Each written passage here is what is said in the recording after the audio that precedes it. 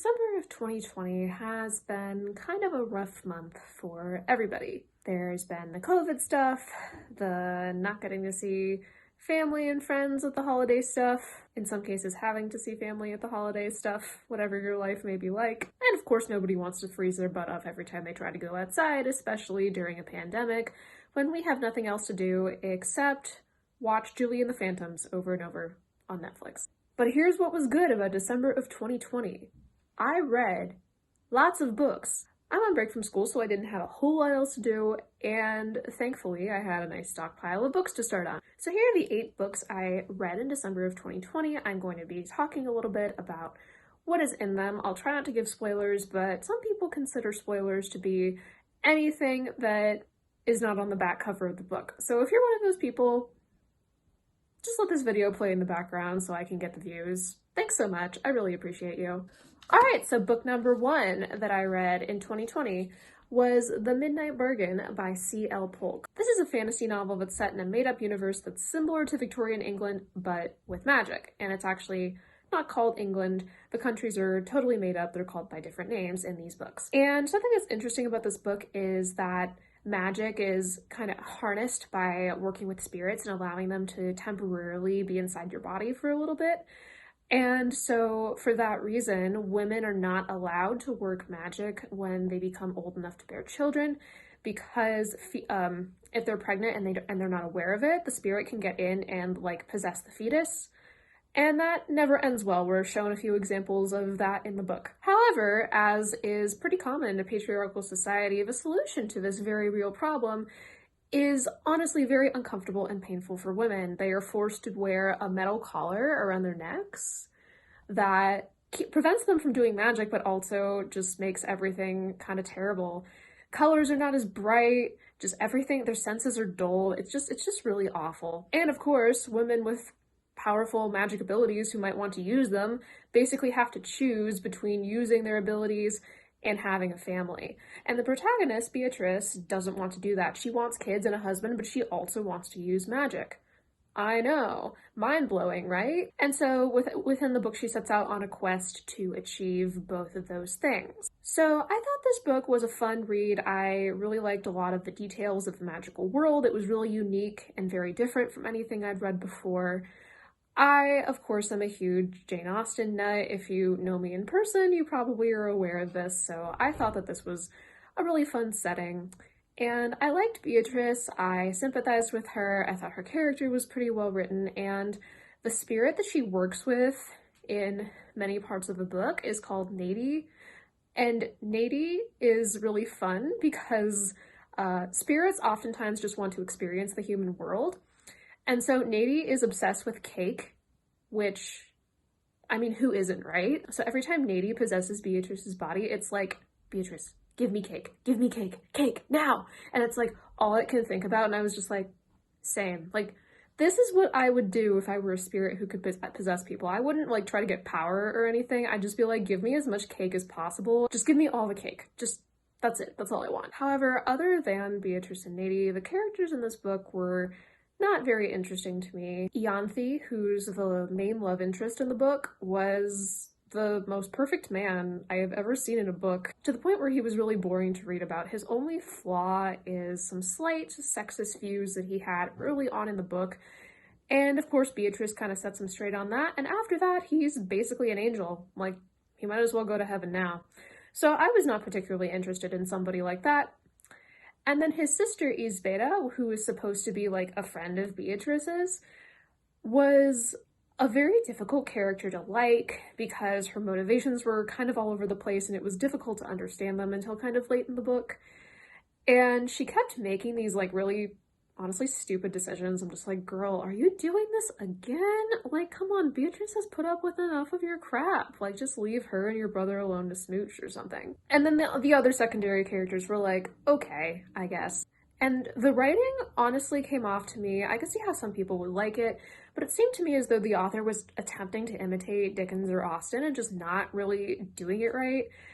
It seemed like the language was flowery in places where it just wasn't warranted. So, you know, think about a flower garden. A flower garden with lots and lots of very ornate flower arrangements can be really nice, but if you've got flowers that are just like in the wrong place or they're growing like all over each other to the point where you can't tell what they're supposed to be, it's just very annoying, you know? It's just not easy to look at, and that's kind of what the sentences were like in this book. It was kind of like, get these flowers out of my sentence. Like, what are they doing here? Just pull them out and throw them away. So yeah, I thought this book was alright. It was a fun read.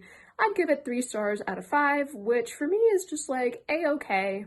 Not great, not awful. And I would recommend it though if you tend to enjoy magical romances, especially those that have sort of a Regency England / Jane Austen kind of component to them. Another book I read in 2020 was Shit Actually. There's more words on this title. What are they? The Definitive 100% Objective Guide to Modern Cinema by Lindy West. Lindy West is now an op-ed contributor to the New York Times, but she was previously a movie reviewer at a few different publications. And so what I was kind of expecting from this book was that she would be writing funny pieces about the significance of many popular films in modern culture. And so I was expecting, I think, more analysis than I got in some of these pieces. Her writing is really funny, and I think that her style is very enjoyable, but I honestly struggled with like who she's writing this for. I am a self-confessed movie watching amateur.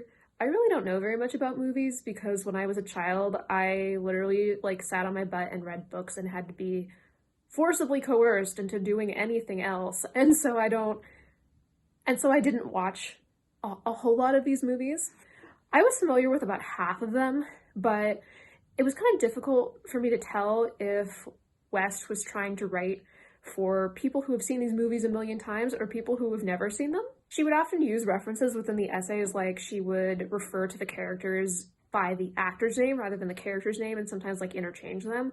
That would be mainly understandable and enjoyable to people who have actually seen the movie a lot of times, but a lot of times her essays would kind of devolve into just goofy plot summary, like big man walks in, big man shoots, bang bang, and things like that. And so I was like, would someone who's seen the movie a lot of times like really want to read that? I was just not sure what she was going for in a lot of these. However, I did think some of her essays were very well done. The movies that I had seen the most times were obviously the ones I liked the best.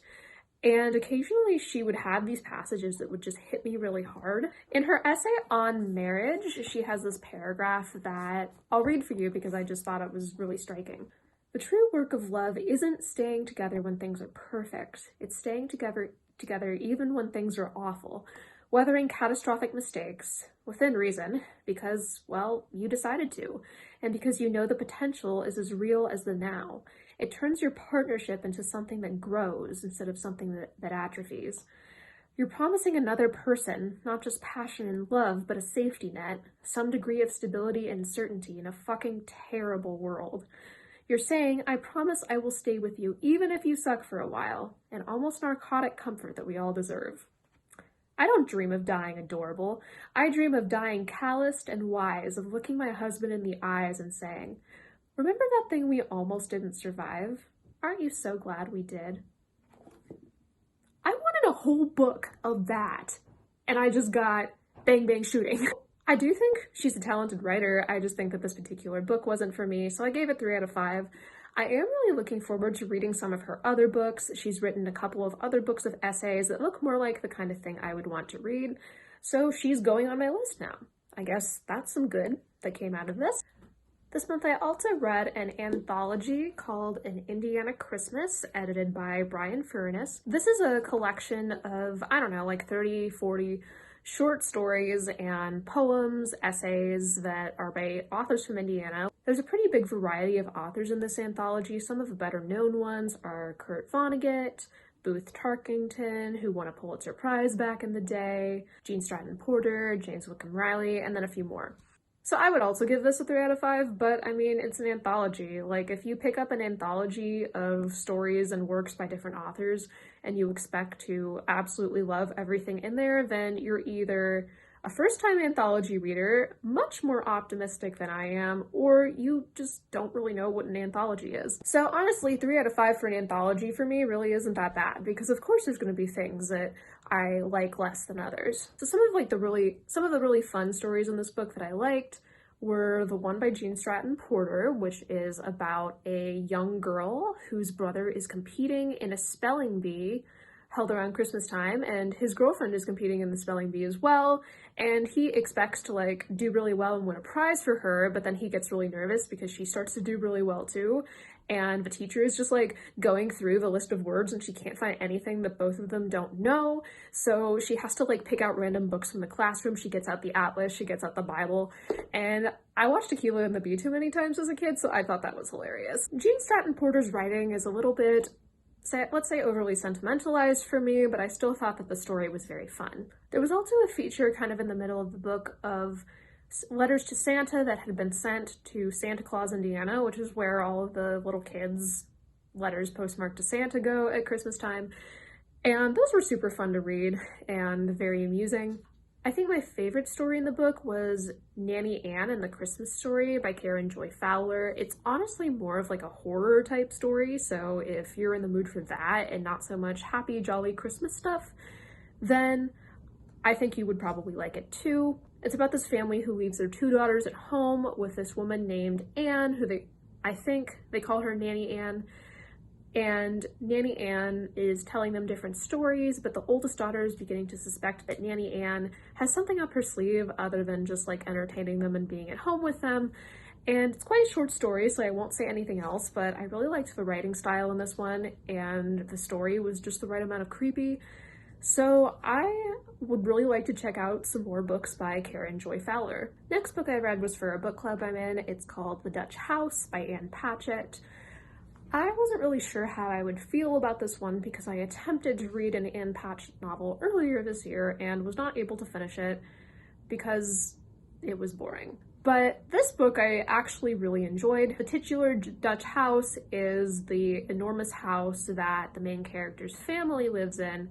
His father bought it when I don't think was even born, or maybe he was very small. And he initially lived there with his sister, who's about 7 or 8 years older than him, and both of his parents. But when he was very little, his mom left the family. And soon afterwards, his dad marries this woman named Andrea, who's quite a bit younger than him, but she has 2 daughters who were pretty little at the time. And the dad makes the same mistake that dads in fairy tales and literature throughout history have made, and decides that because a woman has children, she must be a good mom, without really further investigating this. So he brings Andrea home expecting her to be a mother to his own 2 children, but she actually resents the fact that he expects her to do this, and is very cruel and cold to his own children, and honestly not much better to her own. The character dynamics in this story are really interesting, and how everybody relates to each other is very well explored throughout the book. But within the book, he's actually a decent narrator because he doesn't seem to really understand people's motivations most of the time, because he is kind of thick-headed, in my opinion. It leaves a lot of room for the reader to interpret people's motivations for themselves. His sister Maeve is a lot more interesting as a character, and sometimes I wondered what the book would be like if it were narrated from her own perspective. But I think ultimately the choice to make Danny the narrator was a pretty good one. Occasionally this book would get a little bit ridiculous, like, for example, when their father dies, which occurs kind of early on in the book, and he leaves a lot of money to the children in trust for their education. Maeve, who has already been to college, decides that Danny needs to enroll in the most expensive program possible in order to siphon the money so Andrea doesn't get any.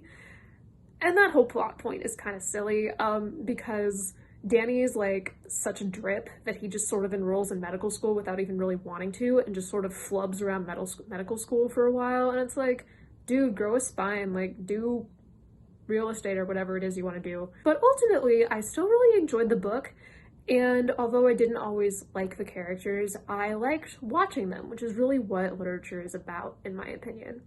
So I would give this book 4 out of 5. The next book I read is called Ninth House by Leigh Bardugo. One cool thing about Leigh Bardugo is that she's very popular, but she consistently puts out like pretty good stuff, and it's very different from everything else she's written usually, and that was the case with this one. She'd previously written very high fantasy type YA novels where it's set in a fictional world where magic is prevalent, but she decided to go for something more realistically grounded with this book, and I think it honestly worked really well. The main character in this book is named Alex Stern, and she has always been able to see ghosts, although pretty much no one else in her life can see them, and obviously they don't believe her when she tries to explain what's happening, so she's been written off as mentally ill, has been misunderstood, and many other problems come out of this. She drops out of school, starts hanging out with people who don't really treat her super well, so eventually she gets involved in a major accident, ends up in the hospital, and while she's recovering, a man who works for Yale comes to tell her that they think she would be a good fit for their secret society, Leigh. Okay, I have to explain a little bit. At Yale, there's actually a network in real life, the real Yale, of about 8 different secret societies that are specific to Yale as far as I know, and Leigh Bardugo actually attended Yale, so within this book, she takes those secret societies and imagines a world in which they're involved in something actually a bit more nefarious. Most of them work with like dead people and talking to ghosts, which is why Alex would be so invaluable to them. Most of the people in these societies have to take a kind of drug in order to see ghosts, which eventually is extremely dangerous. It corrodes the liver, and if you take too much of it, it can in fact kill you. But since Alex can naturally see ghosts, then she doesn't even need to do this. And so they heard about her and decided to recruit her to go to Yale and join Leigh, which is the 9th house, I'm pretty sure not a real one, that oversees the activities of the other 8 houses and makes sure that they don't get into too much trouble, and that if they do kill someone, it's at least somebody who's fairly expendable. So Alex goes to Yale, joins Leigh, and we get chapters that are told in third person from her point of view and also from the point of view of her mentor, Darlington. We also flip back and forth between Alex's first semester when Darlington is starting to show her the ropes, and her second semester when Darlington has disappeared and she's trying to figure out where he's gone. I honestly was kind of surprised how much I really enjoyed this book. I have liked most of Leigh Bardugo's other stuff, but I wasn't sure how well this would work for me. And it really did. I was really interested in the characters and their stories, especially Alex. I thought that her story and her personality were pretty realistic given what she'd been through. And Darlington's kind of annoying, but he's also an interesting character to follow as well. He has his own motivations, which are revealed later in the book. It's also really evident that the author knows her setting really well. This is her college where she attended, so she's able to describe the buildings in a lot of detail, and it's really easy for you to imagine yourself there. I think if this book has a flaw, it drags a bit in places. It's just a really overstuffed narrative with so many secondary characters, a lot of names floating around, and the plot at points can get a little bit slow because you feel like they've just been sort of sitting, marinating in this murder mystery that they're trying to solve. The end is also a bit rushed, in my opinion. I would have liked to see a little bit more exploration with that, but I would still give this book 4 out of 5 stars. I really enjoyed it, and I'm looking forward to reading the second one, which is coming out next year? I don't know. Not soon enough, that's what I know. Next book is called In 5 Years by Rebecca Serle. This book is one that was chosen for another book club that I'm in, and a lot of my friends have really liked it. It's been a pretty popular title. I kind of don't see it, honestly. So the premise is that it's about this young woman who is a corporate lawyer who really wants to snag her dream job. She lives in New York City with the boyfriend she's been seeing for several years, and he proposes to her and she accepts, and then she goes to bed and wakes up in a completely different apartment and next to a totally different guy who she eventually bangs. Yes, really. And she knows that it's exactly 5 years after the night that she was proposed to because she sees something on the TV that says December 17th, 2025. This book was published before the pandemic began, so it's kind of like in this alternate universe where the pandemic didn't happen, and it's so surreal to read about a 2020 in which people can go to restaurants and like touch items and not be afraid of dying. It's so bizarre. So anyway, after this dream, 4.5 years go by, and she eventually runs into the guy that she saw in that dream, but he's her best friend's boyfriend. I know, didn't see that coming, did we? So for the rest of the book, it's kind of like her navigating like what she wants in life, which of these two paths does she want to go down, and of course, like, does she want to pursue this thing that she may or may not have with the person who's her best friend's boyfriend? So honestly, this book like wasn't terrible. Like, I did finish it. It was a pretty quick read. Finished it in one day. But for me, I think the two most important things in most books is the writing good and are the characters interesting? And for the answer to both of those questions for In 5 Years was, The characters were pretty two-dimensional for the most part. We kept getting told that people were like one specific way and not really shown that through dialogue or through scenes with the actual character, which got kind of frustrating. Probably the best character, and I say best meaning like the one that felt most like an actual person, was Bella, who's the protagonist Danny's best friend. I enjoyed her as a character because I felt that, yeah, she did seem kind of like a stereotypical party girl, but she's also very smart and passionate about art. And I would have really liked to see more of that from her, because Danny just was like, oh yeah, she's really good at art, and I wanted more from that. Like, she runs an art gallery. What is that like? Tell me about it. But I really didn't get that, unfortunately. Danny's okay, but honestly not a super memorable protagonist in my opinion. And the writing was just, honestly, it came off to me as pretty basic. There was a whole lot of like people who had salt and pepper hair, and people who've never felt this way before in their entire lives, and it's different this time. And really very few memorable lines that I saw. It almost felt like a bare bones Hallmark movie in a lot of ways. The author is, I believe, a screenwriter by profession, and it kind of made sense to me after reading this book. I felt like this book was an outline of something that could be interesting if it were given a bit more life on the screen, perhaps, but it just wasn't it for me. I did appreciate that this book heavily features a strong friendship between two women. Honestly, as much a part of the book as the romance is. And I also like the fact that Danny is a woman who works a lot at a high-powered job, and she really enjoys it, and her principal difficulties do not really stem from the fact that she works all the time, because I feel like all too often women have to be punished for working too much. So I did kind of like those aspects. I guess it gets 2.5 stars instead of 2 in that case, but I just don't think this book was for me.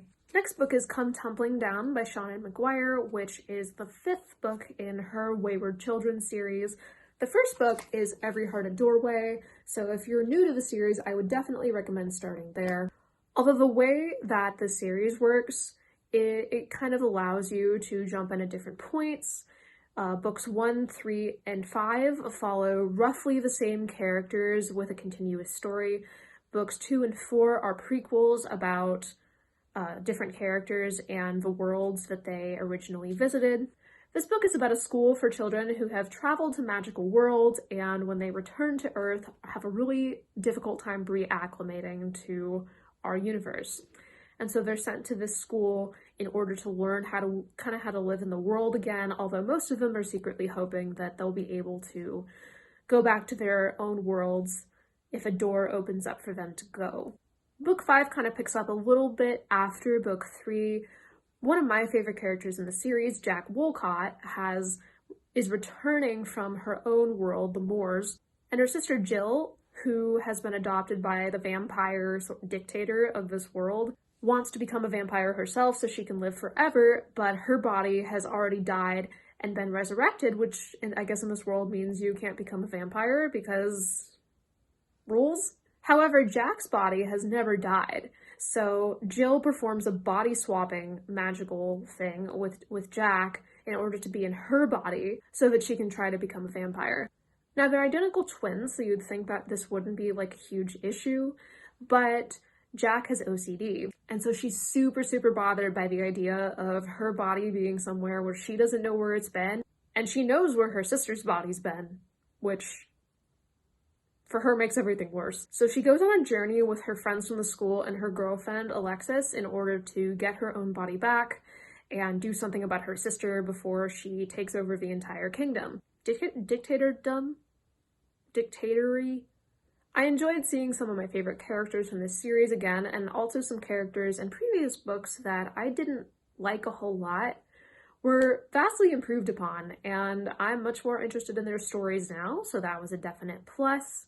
Seanan McGuire's writing is usually very poetic, but oftentimes, including in this book, it can get a little bit sing-songy and distracting, and that was kind of the case for me here. I also thought the ending came way too easily. I won't describe what happens, but suffice it to say, I was just not very satisfied with it. I listened to the audiobook version of this, which was read by the author, Seanan McGuire. I thought she did quite a nice job bringing her different characters to life. I was occasionally a little bit annoyed by her portrayal of Sumi, who is one of the major characters who went to a nonsense world and so is very nonsensical in her way of thinking. I thought she was a bit too shrill and shouty, but then again, that's kind of how Sumi is sometimes, I imagine. So I would give this book 3.5 out of 5 stars, and I rounded up to 4 on Goodreads because I thought it was a very enjoyable read, and I'm looking forward to book 6.